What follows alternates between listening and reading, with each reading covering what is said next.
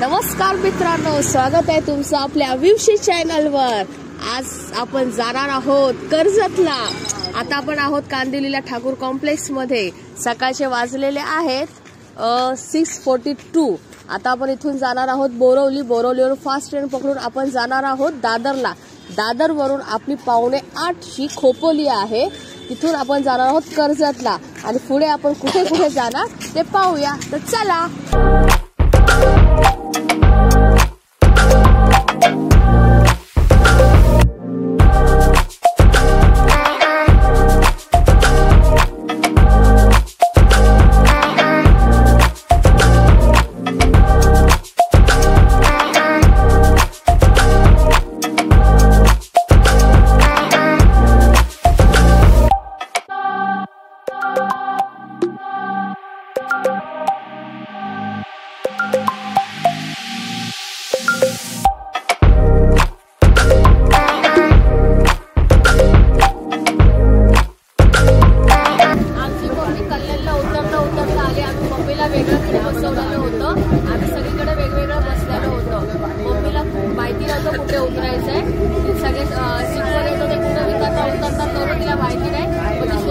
माझ्याकडे आली आणि हा तर तिकडे बसलेला होता।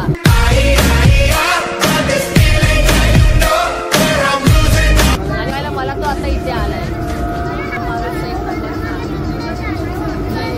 पंछी बनूं उड़ती फिरूं मस्त गगन में, आज मैं आजाद हूँ दुनिया के चमन में।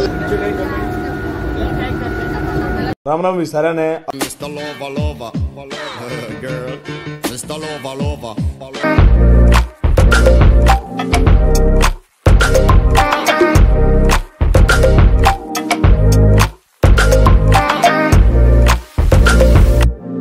घरीला पोचलो फायनली। असं करू असं कसं काढणार? इथे कसं ठेवणार बेटा सांग? फिरायला जायचे जाऊ दे दवा नदीमध्ये पवायला जायचे। फायनली आपण पळसझरीला पोहोचलो आहोत आणि आता पळसझरीवरून जायचं कसं माहिती नाहीये। सगळेजण चाललेले आहेत, ग्रुप वरून चाललेलो आहेत, तर त्यांच्या पाठीपाठी आपण चालायचं आहे। सध्या तरी सकाळ असल्याने चालण्याचा मूड आहे, मग चालतच जाऊया। रिक्षा असेल तर खूप लांब असेल तर रिक्षा करू, पण सध्या तरी चालण्याचा बेत दिसतोय। आता सगळ्यांसोबत आपण चालूया।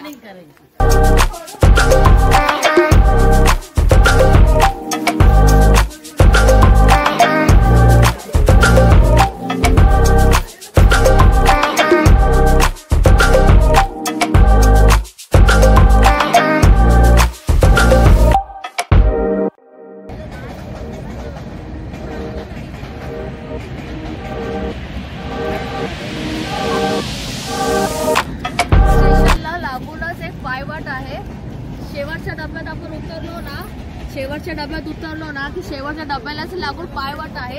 ती पायवाटेवरच आपण आपल्याला बाहेर पडायचं, दुसरा कोणताही रस्ता नाही। मागे एक ब्रिज आहे, पण त्या ब्रिजवर जायचं नाहीये, आपल्याला पुढे यायचं आहे।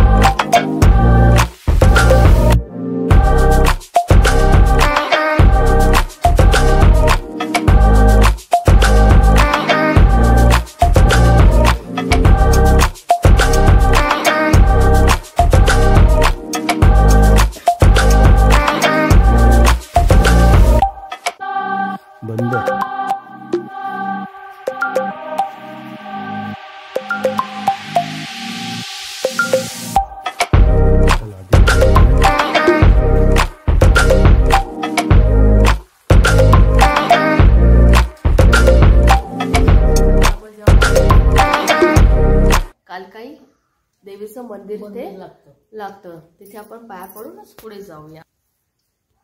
चला.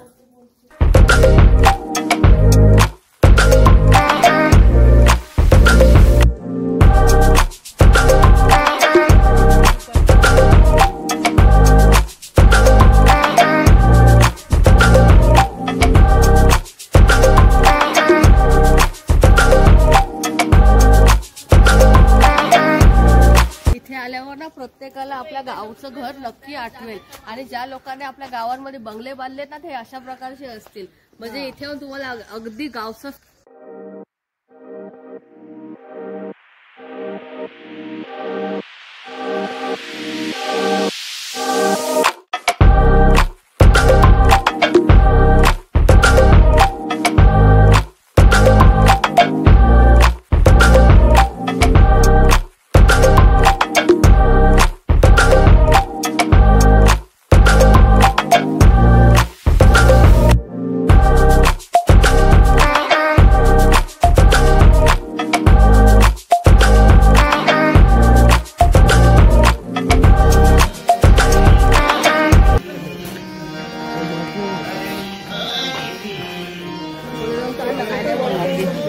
कांदा घ्या तारा जाऊन.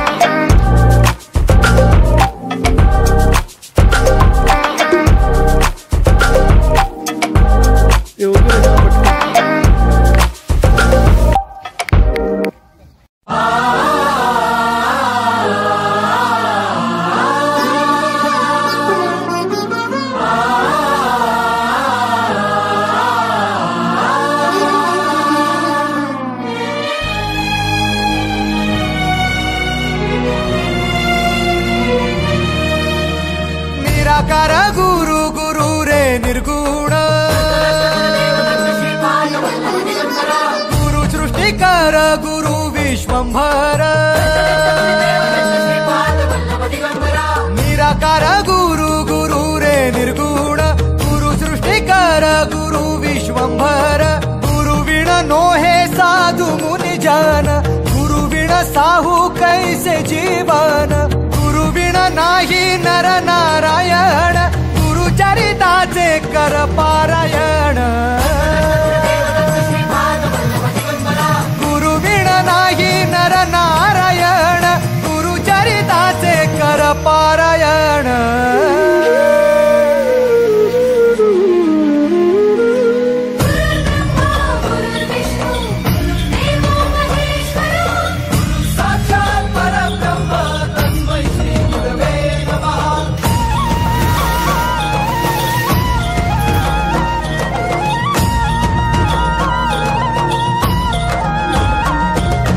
दिगंबरा दिगंबरा श्रीपाद वल्लभ दिगंबरा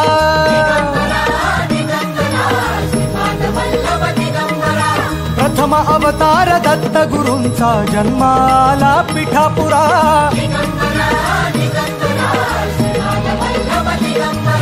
श्रीपाद वल्लभ मनुष्य रूपी गुरु लाभला चराचरा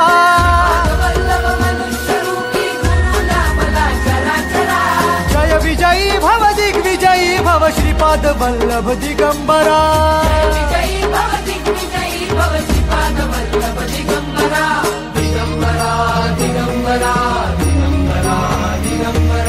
गुरु बघ सांगे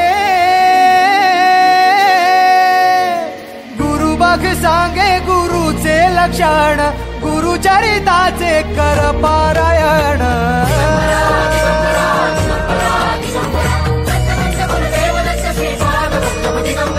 गुरु बघ सांगे गुरुचे लक्षण, गुरुचरिताचे कर पारायण।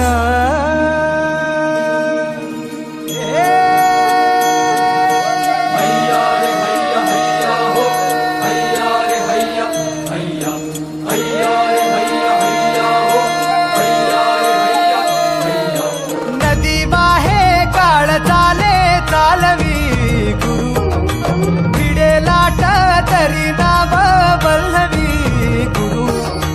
नदी वाहे काळ चाले चालवी गुरु, भिडे लाट तरी नाव वल्लवी गुरु।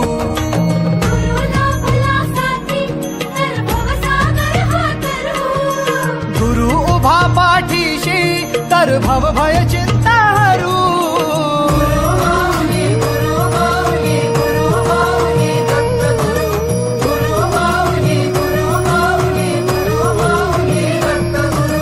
गुरु कारण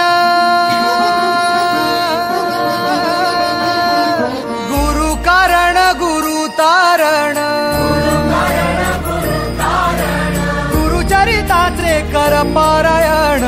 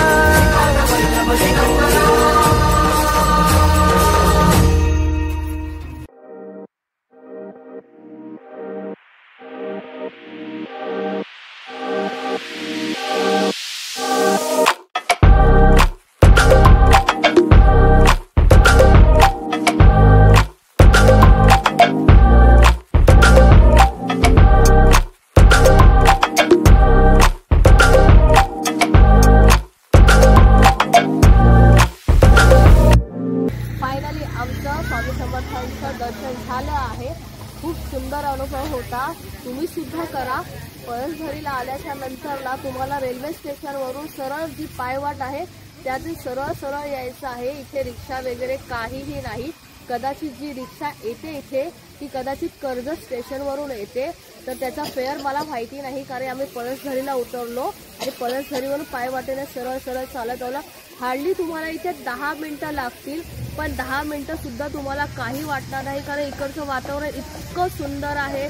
एकदम गावची फिलिंग आहे, घरं इतकी सुंदर आहे, शेणाने सारवलेली दारं इतकी सुंदर आहे। तुम्ही ते बघत बघत कधी इथपर्यंत आला तर तुम्हाला कळणार सुद्धा नाही। पायवाट असली म्हणून तरी खडतर मिळतर नाही, आपण जसं चालतो गावी तसंच त्याप्रमाणे सुंदर आहे। तर तुम्ही सुद्धा या मठामध्ये या, तुम्ही सुद्धा एक अनुभव घ्या।